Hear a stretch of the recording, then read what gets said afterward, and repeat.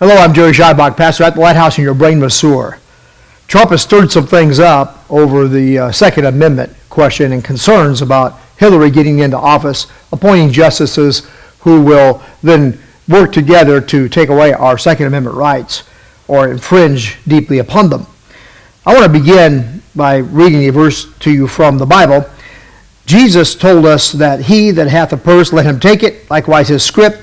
And listen to this, and he that hath no sword, let him sell his garment and buy one. Jesus definitely intended that we should be armed for self-protection. Now, the question before us is this: did Trump intentionally insinuate that if Hillary wins and tries to take our guns, that maybe those Second Amendment people could do something about it? And did he intend to suggest that she would be assassinated? Really? Or was he saying what concerns many of us? And that is, if the government tries to take away our guns, to infringe upon Americans' inalienable right to bear arms, that this could lead to a civil war. Is Trump being something of a rabble-rouser? Or is he being something of a prophet? What exactly did Trump say this time? At a rally in Wilmington, North Carolina, I believe it was on August the 8th, Trump said, and I'll quote it exactly word for word, but as you know, his delivery is odd or unorthodox, and so it's a little difficult to convey without seeing him and watching him present it exactly what he's saying. But here are the words that he used. He said, Hillary wants to essentially abolish the Second Amendment. By the way, and if she gets to pick her judges, nothing you can do, folks. Although the Second Amendment people, maybe there is. I don't know. But I'll tell you what, that will be a horrible day. So you see what I mean about reading a quote from Donald Trump. He breaks up his phrases in odd ways and doesn't complete sentences or thoughts, and it's a challenge. But I think you got the idea. And if you saw it, then I'm sure you got the idea of what he was saying. You'll need to see the video clip, though, really, in order to capture the feel of the moment, because, as I mentioned, Donald Trump speaks kind of emotionally. So, the MSM are accusing him of calling for the assassination of Hillary Clinton. Wow, folks, this just gets more weird every day. It's sort of like back in 2008. You remember when Hillary was in a political dogfight with Obama for the DNC nomination back then, and Obama was pulling ahead of her significantly in polls and in delegates.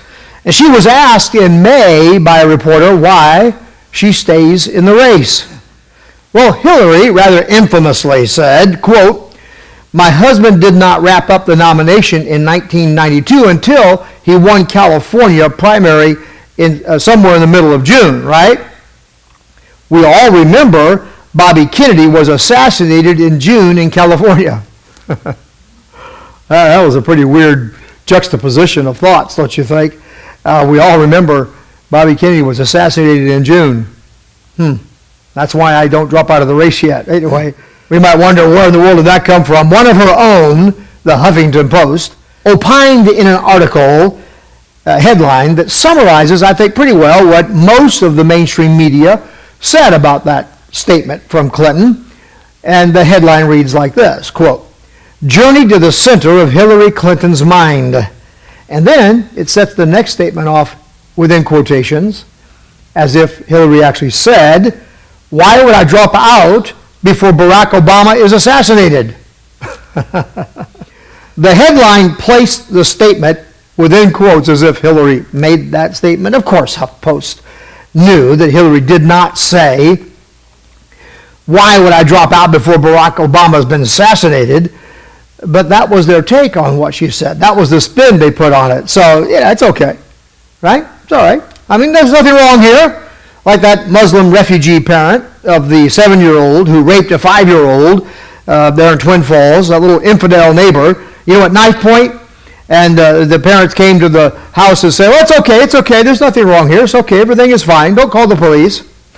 Anyway, according to the very politically correct Callum Borchers, a writer or a columnist for WAPO, that's Washington Post, he told us that MSNBC, Politico, and virtually every other news outlet came to Obama's defense and accused Hillary of insinuating that Obama could be assassinated in June. Well, of course, when you hear what she said, you wonder what else could she have meant. I mean, why would she mention Bobby Kennedy's assassination in California in that statement? Anyway, in the same way that the MSM back then attacked Hillary because they were defending Barack, suggesting that she was calling for his assassination, rallying to their champion, their Muslim Afalia, which is as close as I can get to the Arabic pronunciation for the word tyrant. Today, when they're championing Hillary, their own Jezebel for the White House, they accuse Trump of suggesting or calling for her assassination. Very strange. Now, I should explain this Jezebel reference, as I'm sure it is a bit of a reach for some who are not familiar with Bible history, whose conception of Jezebel is limited almost exclusively to the idea of whoredom and things like that. But really, that's not what Jezebel was all about. I mean, she might have done that in her personal life, we don't know, but Jezebel's whoredom was of another kind. And this is why it's so fitting to refer to Hillary as our Jezebel. You see, she was the wife of Ahab, king of Israel, and she used that position to initiate major religious and social and political and cultural changes and reforms in Israel to reshape Israel into the image of her pagan homeland of Zidon. She killed the true prophets, hired the phony ones, and demanded that they all preach Baalim, or Baalism. And that's an ancient form of ecumenism. You can get my book, The New Cart Church, to learn more about that. But that's why I refer to Hillary as our Jezebel. Trump's friends are rallying to his defense. Hannity has stepped up, got Trump on his show, offered this as an explanation of what Trump must have meant. Quote, obviously you're saying that there's a strong political movement within the Second Amendment, and if people mobilize and vote, they can stop Hillary from having this impact on the court. But that's not how the media is spinning it. Now, our politically correct Callum Borcher of WAPO, whose article I'm using for some of this information, he would say that, well, that's bogus because, as anyone can see, Trump's statement was regarding what could be done after Hillary's elected, right? Well, of course, right. But I'll give you a point here in just a minute, but Hannity's suggestion is valid. You see, the Second Amendment people represent, indeed, a large voting bloc of active patriots who would be highly motivated and to use every legal avenue available to them to oppose any effort that Hillary might make as president to take away our guns. I mean, filing lawsuits against the government, appealing the laws that are passed, protesting, even perhaps going so far as civil disobedience. All the things, by the way, that Hillary has participated in her career and approves of and has used many times. Anyway, Hannity attempts to help Trump clean his shoes from this latest Trump in the doo-doo. While Drudge has a different way of coming to Trump's assistance. He passes it all off as a joke. According to Callum, Drudge said, quote, media freaks when Donald Trump jokes about the Second Amendment, stays silent when his wife is threatened, end quote. It's interesting how Callum put those words in the mouth of Drudge, but I can't find anywhere on Drudge's page or in any of his archives or anywhere else that Drudge said this. I find others who said this, but not Drudge. So anyway, I guess it's reasonable to say one can splice together various things that Drudge has said about this and could come up with that as a sort of summary statement of Drudge's position. But you see, the point here is that the state of journalism today is such that, you have to run everything down that these people say. You can't trust anything you read, even when they put it in quotation marks. Maybe especially when they put it in quotation marks. Trump supporters are circling the wagons, and Trump is going with whatever friend he's talking to says to help him. I mean, when he's with Hannity, it's, yep, that's it. I was thinking about the influence of Second Amendment people. And then if he's with Drudge, he'll say something like, yep, that's right. It was just a joke. But I heard and I watched the quip. And at the risk of looking out my window sometime later this week at a gathering of Trumpsters, which does not rhyme with gangsters, by the way, holding buckets of hot tar and bags of feathers. Well, it's pretty obvious to me that Trump was being Trump and using satire and perhaps a little irony to make what I consider to be quite a tragic observation of the state of things. And actually, I think he's hitting a nerve here. I don't think there's even trace evidence in his mannerisms, facial expression, his tone, or in his words, or the statement that he made, that would support the nonsense that he's calling for the assassination of his old friend, Hillary Clinton, or of whatever justices she might nominate to the court. And do remember, by the way, she nominates these justices. The Senate has to confirm. I mean, assassinations, after all, are the Clintons' bag, right?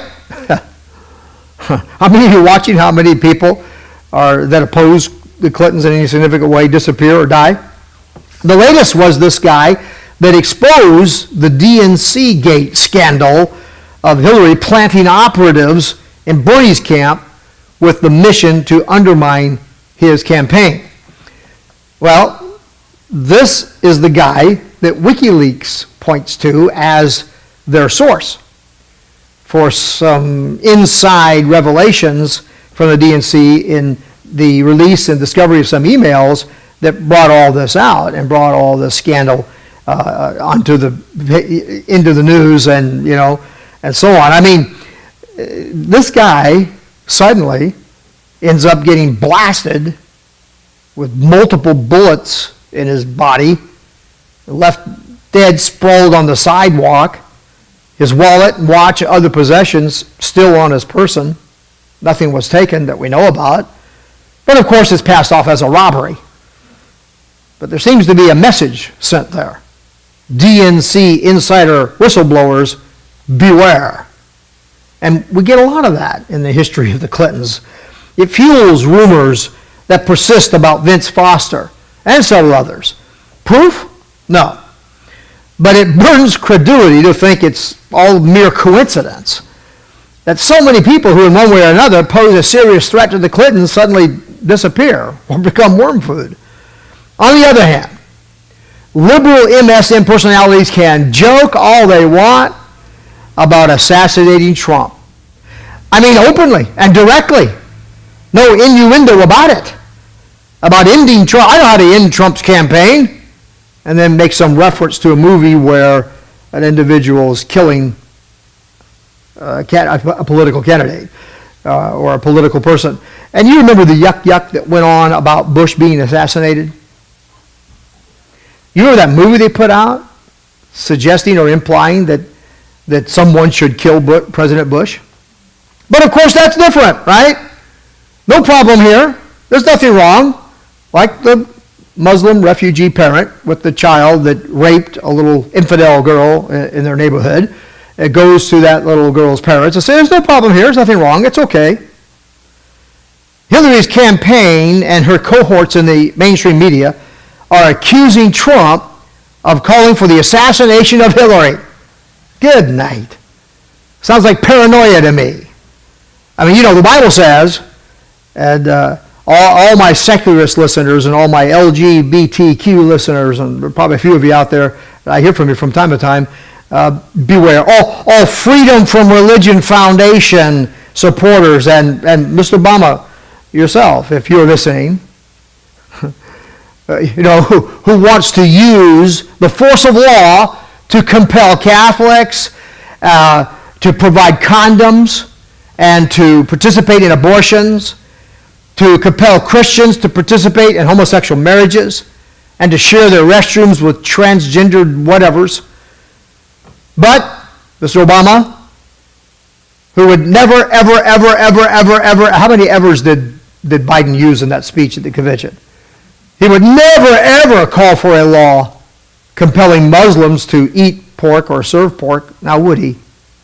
No, we're going to accommodate their religious convictions, aren't we? You ever think about that? All right, folks, you better get ready to, those of you who are secularists and have a problem with the Bible, better get ready to stick your head into the sandcastle of your lies. I'm about to swing the sword of the Spirit of truth. The Bible says in Proverbs 28, verse 1, the wicked flee when no man pursueth, but the righteous are bold as a lion. Is Hillary fleeing, looking over her shoulder, or fearful that somebody's going to assassinate her because of maybe her conscience is bothering her a little bit? It's something that's worthy to think about. What's the point of all this? Okay, let's get there. My take on Trump's quip is that he is concerned if Hillary gets elected and succeeds at stacking the court with anti-Second Amendment advocates in sufficient numbers to wipe out the Scalia faction in the court, or his influence in that court, which, by the way, is another mysterious death of someone who stood squarely in the way of the Obama-Clinton agenda. Well, Trump, like many of us, is concerned that the Second Amendment people will refuse to yield their guns, and we could very well end up in a not-so-civil war in this country over our inalienable right to bear arms and to protect ourselves from terrorists, domestic and foreign alike, including a rogue, tyrannical government. The good sheriff of Wicomico, I think that's how I pronounce it, county in Maryland, he warns us in these words. He said, quote, as long as I'm sheriff in this county, I will not allow the federal government to come in here and strip my citizens of their right to bear arms. I can tell you this, if they attempt to do that, it would be an all-out civil war, no question about it, end quote. And that's from the good sheriff of Wicomico County in Maryland. Now, and there are others saying stuff like this, by the way. It's just that I can spend another 20 minutes with quotations like that. This is becoming a real concern. And I've said it many times over the years, the polarization in our country is fast moving to the place where they're just going to drop the gloves and go into an open brawl. Notice how the Donald tagged his comment. He ended it by saying this at this rally in North Carolina, when he said Hillary wants to essentially abolish the Second Amendment. And then, by the way, and if she gets to pick her judges, nothing you can do, folks. Nothing you can do. Although the Second Amendment people, maybe there is. And then he said this, I don't know. He said, but I tell you what, that will be a horrible day. The joke narrative works to a point because his expression, facial expression at that particular point in the statement did suggest satire perhaps or irony. But if you take what he said at face value and in context, I don't think a reasonable mind would accept the idea that he was talking about what the Second Amendment people could do if Hillary goes for their guns. I think he's pointing to something else. His point was that if Hillary is elected and succeeds at stacking the court with anti-Second Amendment advocates, to take away our Second Amendment rights, well, then we've had it, he said. There's nothing you can do. Well, who's he talking to? There's nothing you can do. Who are they? Because then he says, to the people, he kind of separates or distinguishes a group within his audience, I guess, called the Second Amendment people. Aren't we all Second Amendment people? I mean, certainly the Second Amendment covers all of us, but he's referring to those people who have a passion for their right to bear arms. That's who he's talking to. And this was followed with a subtle grin, as if point made. And I would say his point was made and taken, by me anyway. I don't think he's calling for violence. I think that's foolish. Now, he's certainly not calling for assassination of anybody. That's silly. But I think he was warning about something many of us are concerned about. What is going to happen if, or sadly perhaps I should say when, the government comes knocking on our doors demanding that we turn over our guns? I don't think it's going to go well, my friends. You know, some have suggested that Janet's Waco, you remember that, was a gun confiscation exercise. Well, that might be taking it a bit far. I'm not sure about that. But take away the bizarre elements of that whole Davidian compound thing, the scenario that played out there at Waco, that could be something we see taking place all over America in the scenario that Trump described for us, where Hillary becomes president, appoints these justices who go to the court, and then begin stripping away our Second Amendment rights. I just don't see Americans handing their guns over to the government. I mean, this goes very deep into our culture and faith. I remind you of how I began. Jesus himself told us to procure a sword for self-defense. And in his day, a sword would be comparable to what in our day would be a weapon, a gun. And the way we see things developing around us, my friend, with more and more terrorist activity going on in our streets and so on, and more and more unrest building, I tell you what, most of us are feeling like we are in more need of guns for our own self-protection, the protection of our families and of our liberties than ever before in our history. So that's my take on what Trump had to say.